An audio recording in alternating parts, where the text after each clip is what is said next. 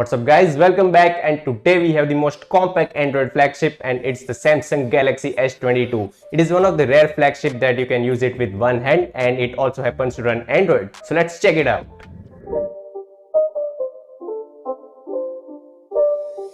It's not a game, it's a rich thing.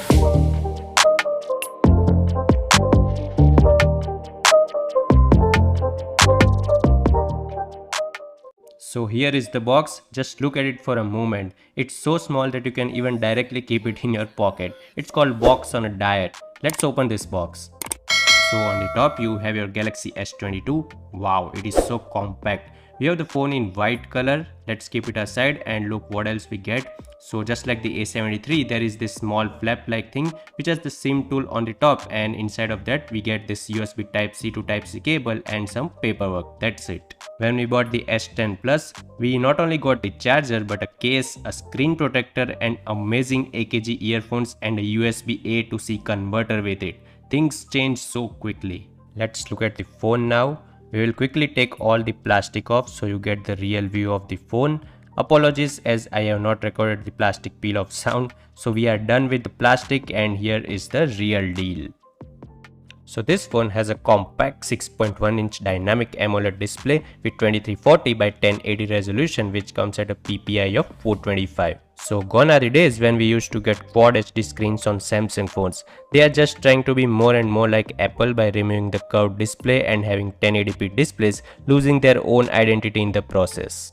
The screen here is 120Hz of course, but it can go down up to 48Hz in cases when you do not need that 120Hz. It is a HDR10 Plus panel with peak brightness of 1300 nits, and it is bright and beautiful, and is one of the best displays out there as you expect from Samsung.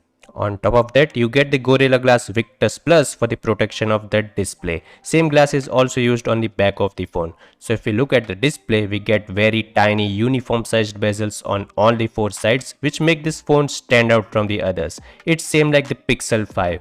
Uniform thin bezels just look gorgeous, guys. The cutout on this beautiful display houses a 10 megapixel selfie cam which has f2.2 aperture and can shoot 4K 60fps video. Talking about the cameras, let's flip around to see the triple camera setup on the back. So the primary camera here is a 50 megapixel f1.8 sensor with dual pixel PDAF which can shoot 8K videos at 24 fps. So 8K videos is going to be the next normal when it comes to videography, and this phone wants to make you future proof. The second lens here is a 12 megapixel ultrawide lens with f2.4 aperture with 120-degree field of view and with support for super steady video as well. So you can shoot super steady fishbowl videos like this. So as you can see guys, I am walking at a brisk pace in this video, but the footage is very stable with this ultrawide camera. It can be a great tool for vloggers. And the final lens here is a 10 megapixel 3x telephoto zoom lens. I am certainly disappointed here as this is the same company that brought 10x optical zoom in their Ultra lineup 2 years ago, and their compact flagship is still at 3x. Again, a prime example of trying to be the iPhone 13 Pro. Here are some camera samples from all the lenses. The photos are truly very nice to look at from all the lenses. The photos are very detailed with excellent dynamic range and exposure levels. There are some low light shots and night shots followed by some selfies.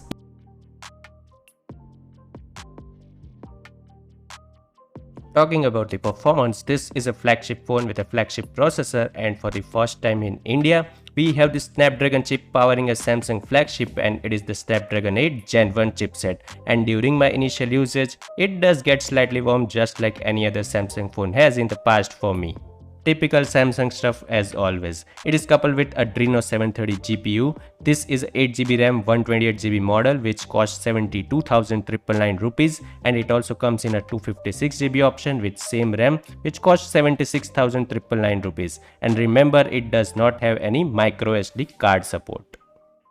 Next up is the battery and charging. This is the biggest case where it is trying to be the iPhone 13 Pro by having just a 3700 mAh battery, which is very small sized battery for any Android phone in 2022. Heavy usage, you might have to charge this phone twice a day, but it depends on who is using the phone and how it is being used. The phone supports 25 watts of wired charging and 15 watts of wireless charging, which is decent for a 3700 mAh battery. Next up, let's talk about the design, build quality and also the in-hand feel.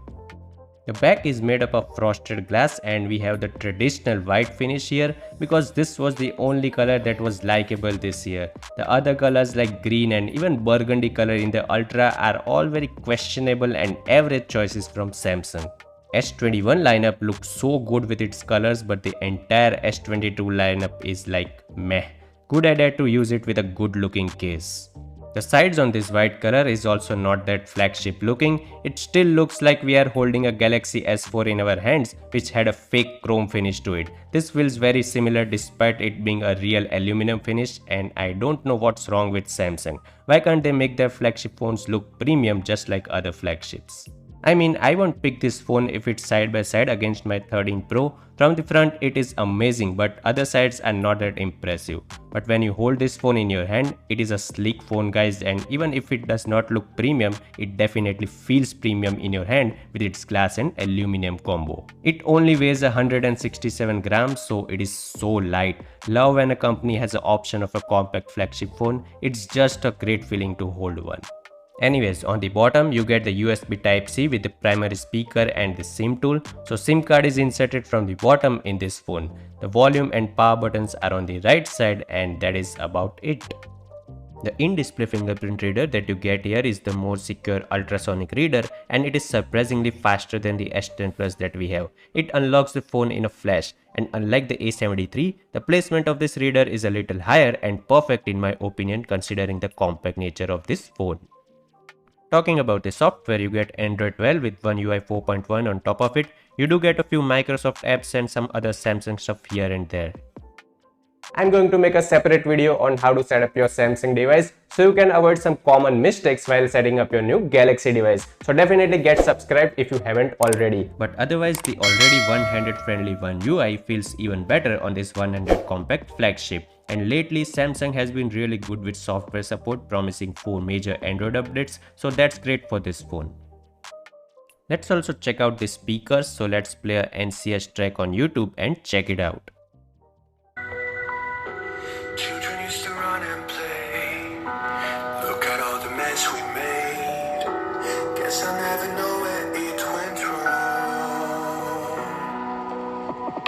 Sometimes I feel like all that's sad.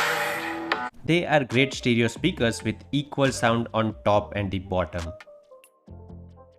So that were the speakers, but if you want to listen music in your ears, then you need to use your Bluetooth earphones. If you already have one, that's nice, but if you don't, then well, Samsung is offering their flagship Galaxy Buds 2, which costs around 12,000 rupees for just 3,000 rupees with the purchase of this phone. So a discount of rupees 9,000 for this earphones, and it is a very good deal. We have bought this and I will also be making a separate video on this, so stay tuned for that. So guys, that's your look at the Galaxy S22, and I would say it's a decent phone, but with some compromises like a smaller battery, which might be a concern for many. It is for you if you want a compact Android flagship smartphone from a reputable brand like Samsung. Or else you can also go with the Galaxy S22 Plus, which has a bigger battery but also comes with slightly bigger form factor. So it's up to you to decide as per your requirements. I have given you all the links in the description box below, so go ahead and check it out for yourself if it's a worthy buy for you or not. So guys, that's it for this unboxing and hands-on video. If you already own a Galaxy S22, let me know your experience in the comment section below. And if you like the video, give it a thumbs up and also subscribe to the channel because the next video is just around the corner. Thank you so much for watching, and I'll see you very soon.